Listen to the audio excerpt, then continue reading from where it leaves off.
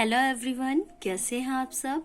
इस वीडियो में हम इंटरमीडिएट इतिहास पार्ट 4 के कुछ बहुविकल्पीय प्रश्न उत्तर को जानेंगे।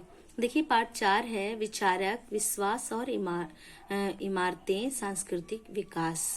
यानी पार्ट 4 में विचारक का मतलब कि किस तरह से जो प्राचीन भारत में वर्ण व्यवस्था थी उसके कठोर होने के कारण जो नए धर्मों का उदय हुआ उसका जिक्र है पार्ट 4 में। जैन और बौद्ध धर्म के बारे में है। विश्वास और अविश्वास मतलब कि जिनको पुरातन या पुरानी विचारधारा में विश्वास था वो प्राचीन सनातनी व्यवस्था पर ही टिके रह गए और जिन्हें नहीं था उन्होंने नए धर्म को स्वीकार किया। इमारतों में हम जानेंगे कि किस तरह से जैन और बौद्ध धर्म के माध्यम से स्तूपों मठों का निर्माण हुआ और सांस्कृतिक विकास में भारत की संस्कृति या अन्य धर्मों की संस्कृति किस तरह से विकसित हुई, आगे बढ़ी। ये सारा डिटेल जो है पार्ट 4 में है। अब इसी पाठ से संबंधित पहला प्रश्न है, बौद्ध ग्रंथ किस भाषा में लिखे गए हैं। तो बौद्ध ग्रंथ जो है वो पाली भाषा में लिखे गए हैं। अगला प्रश्न है, जैन धर्म में वर्धमान सहित यानी कि महावीर स्वामी सहित कुल कितने तीर्थकर हुए हैं। वैसे तो देखिए, जैन धर्म का शुभारंभ जो है वो ऋषभ देव ने किया था, लेकिन जैन धर्म को पूरी तरह से स्थापित जो है वो महावीर स्वामी या वर्धमान कह लीजिए ने किया, और जो कि जैन धर्म के 24वें तीर्थकर भी थे। कौन? महावीर स्वामी या वर्धमान। तो जैन धर्म में कितने तीर्थकर हुए? 24 तीर्थकर। अगला प्रश्न है, इंद्र, अग्नि, सोम आदि वैदिक देवताओं की स्तुति या पूजा जो है किस ग्रंथ में की गई है? ऋग्वेद में की गई है। अगला प्रश्न है, त्रिपिटक कौन से धर्म से संबंधित है। तो त्रिपिटक जो है वो बौद्ध धर्म से संबंधित है, जो कि बौद्ध धर्म का एक महत्वपूर्ण ग्रंथ है त्रिपिटक। अगला प्रश्न है, ब्राह्मण धर्म में किसकी अवधारणा पर बल दिया गया है। तो ब्राह्मण धर्म में पुनर्जन्म पर जो है बल दिया गया है। पुनर्जन्म का मतलब कि दोबारा जन्म लेना, मतलब मरने के पश्चात दोबारा जन्म होगा, ये विचारधारा ब्राह्मण धर्म की है। और अगला प्रश्न है, जैन धर्म में मोक्ष प्राप्ति के लिए मनुष्यों को किसके आचरण या किसके अनुसार आचरण करना चाहिए। तो देखिए, जैन धर्म में मोक्ष प्राप्ति के लिए जो है त्रिरत्न पर बल दिया गया है कि त्रिरत्नों के माध्यम से यानी सम्यक दृष्टि, सम्यक ज्ञान और सम्यक आचरण के माध्यम से हम मोक्ष प्राप्त कर सकते हैं। तो जैन धर्म में त्रिरत्नों के अनुसार ही मोक्ष प्राप्त हो सकती है, ये विचारधारा शामिल है। अगला प्रश्न है, ऐसी महिलाएं जिन्होंने निर्वाण प्राप्ति कर लिया हो उन्हें बौद्ध धर्म में क्या कहा जाता था।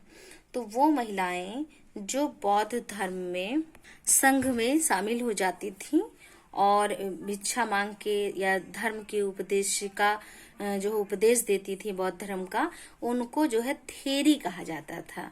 अगला प्रश्न है, अशोकावदान नामक बौद्ध ग्रंथ के अनुसार किस शासक ने बुद्ध के अवशेषों को बांटकर उनके ऊपर स्तूप बनाने का आदेश दिया था। तो ऐसा किया था किसने? अशोक ने, जो कि मौर्य वंश के शासक थे। अगला प्रश्न है, प्रारंभिक समय में मंदिर एक चौकोर आकार के कमरे में बना होता था, जिसको क्या कहा जाता था। तो प्राचीन समय में या आरंभिक दौर में मंदिर जो है एक चौकोर आकार का बना होता था और बीच में जो कमरा होता था उस कमरे को कहा जाता था जहां पर मतलब मूर्ति स्थापित होती थी, जो मुख्य पूजा स्थल होता था उस स्थान को कहा जाता था गर्भगृह कहा जाता था। अगला प्रश्न है, सांची का स्तूप किस राज्य में स्थित है। सांची का स्तूप जो है वो मध्य प्रदेश में है। अगला प्रश्न है, किस धर्म में दुख निवारण व मोक्ष प्राप्ति के लिए अष्टांगिक मार्ग का प्रतिपादन किया गया है। तो बौद्ध धर्म में जो है दुख को के निवारण के लिए या मोक्ष प्राप्ति के लिए जो है अष्टांगिक मार्ग का या रास्तों का प्रतिपादन किया गया है बौद्ध धर्म में। बौद्ध धर्म के जो अष्टांगिक या जो 8 रास्ते या मार्ग हैं जिन पर चलकर व्यक्ति दुख का अंत कर सकता है या मोक्ष को प्राप्त कर सकता है, वो रास्ते हैं सम्यक दृष्टि, यानी नजरिया जो है वो अच्छा होना चाहिए। सम्यक संकल्प, आप दृढ़ संकल्प वाले होने चाहिए। सम्यक वाक, आपके वचन मीठे होने चाहिए। सम्यक कर्म, आपके कर्म काम अच्छे होने चाहिए। सम्यक आजीव, आपकी जो आजीविका है वो श्रेष्ठ होनी चाहिए। और सम्यक व्यायाम, आपको जो है नियमित रूप से जो है व्यायाम करना चाहिए। और इससे क्या है, आपकी स्मृति में, याददाश्त में बेहतर चीजें होनी चाहिए। ईश्वर ध्यान या मानव कल्याण की विचारधारा होनी चाहिए। और उसके बाद अंत में है, क्योंकि इसमें देखिए बौद्ध धर्म में तपस्या पर बल दिया गया है, जोर दिया गया है। और 8वां जो है वो है सम्यक समाधि। तो इस तरह से ये 8 रास्तों को अपना करके व्यक्ति क्या है, मोक्ष को या दुख का निवारण कर सकता है और मोक्ष को प्राप्त कर सकता है। तो इन्हीं रास्तों को अष्टांगिक मार्ग कहा गया है। अगला प्रश्न है, जैन धर्म के पंच व्रत क्या हैं? तो देखिए जैन धर्म में जो पंच महाव्रत या 5 व्रत जो हैं वो ये हैं। सबसे पहले है कि हत्या नहीं करनी चाहिए, जो है मतलब अहिंसा का मार्ग अपनाते हुए जो है जीवों पर दया करनी चाहिए, हत्या नहीं करना चाहिए। अस्तेय यानी कि चोरी नहीं करना चाहिए, झूठ नहीं बोलना चाहिए, और यानी सत्य का मार्ग अपनाना चाहिए और झूठ व्यक्ति को नहीं बोलना चाहिए। ब्रह्मचर्य का पालन करना चाहिए और जो है धन संग्रह नहीं करना चाहिए। अपरिग्रह, परिग्रह का मतलब होता है धन को जो है बेईमानी करके या किसी भी जो है गलत रास्ते पर चल करके धन को एकत्रित या संग्रह नहीं करना चाहिए। तो ये 5 जो कर्म हैं वो जैन धर्म के महापंचव्रत या 5 व्रत या पंचव्रत कहलाते हैं। इन्हीं मार्गों पर जो है चल करके व्यक्ति जो है वो जो है निर्वाण या एक तरह से मोक्ष प्राप्त कर सकता है।